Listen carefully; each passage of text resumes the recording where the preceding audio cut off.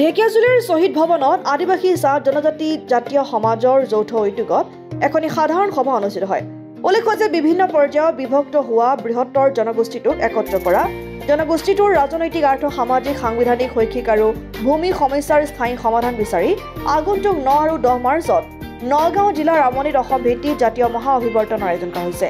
সেয়েহে উক্ত জাতীয় মহা অভিৱৰ্তন সফল কৰাৰ উদ্দেশ্যে বিভিন্ন স্তৰত বিভক্ত থকা জনগোষ্ঠীটোৰ সমূহ সংগঠনৰ নেতৃত্বৰ উপস্থিতিত ঢেকিয়াজুলিৰ শ্বহীদ ভৱনত সাধাৰণ সভাখনি অনুষ্ঠিত কৰে।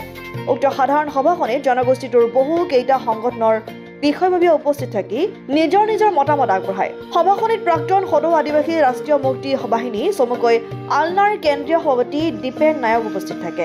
আদিবাসী তথা চাহ জনগোষ্ঠী জাতি সমাজৰ উদ্যোগত অহা 9-10 মাৰ্চত নামনি নগাঁৱত যিটো আমাৰ জাতীয় মহাঅভিৱৰ্তন হ'বলৈ গৈ আছে, সেই সন্দৰ্ভত আজি আমাৰ শোণিতপুৰ জিলাৰ ভিত্তিত যিখিনি জাতীয় সমাজ আছে জিলা পৰ্যায়ত, তেওঁলোকৰ লগত আজি এখন ধুনীয়া এখন আলোচনা হৈছে।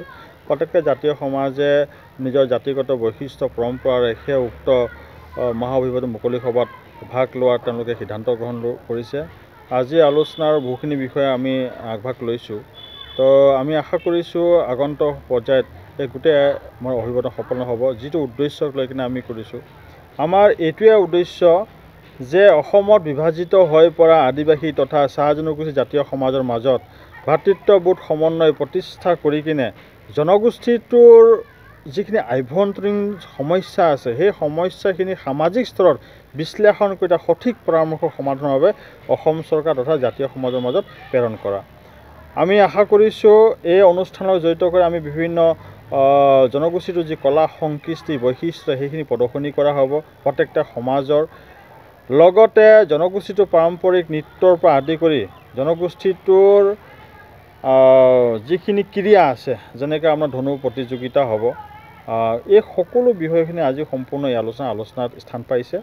আমি জাতীয় সমাজৰ মুৰব্বীৰ সৈতে আলোচনাত বহুত সুখী হৈছোঁ আৰু যি ধৰণে আমিও আশা কৰিছোঁ আপোনালোকৰ মাধ্যমত আজি হ'ব পাৰে আমি অসমৰ বিভিন্ন জেগাত যাবলৈ পৰা নাই, বিভিন্ন অঞ্চল যাব পৰা নাই। আমি এটাই সপোন লৈ আগবাঢ়িছোঁ যে জাতিখন কেনেকৈ উন্নতি হওক, জাতীয় সমাজখিনি যিখিনি সমস্যা সমাধান হওক, তাৰে কেন্দ্ৰবিন্দু কৰি আজিৰ এই বৈঠকটো হৈছিলে জিলা ভিত্তিত।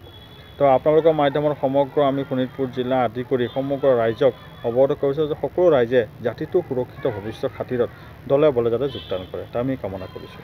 ঢেকিয়াজুলিৰ পৰা প্ৰশান্ত বৈশ্যৰ ৰিপৰ্ট, অসম আদিত্য।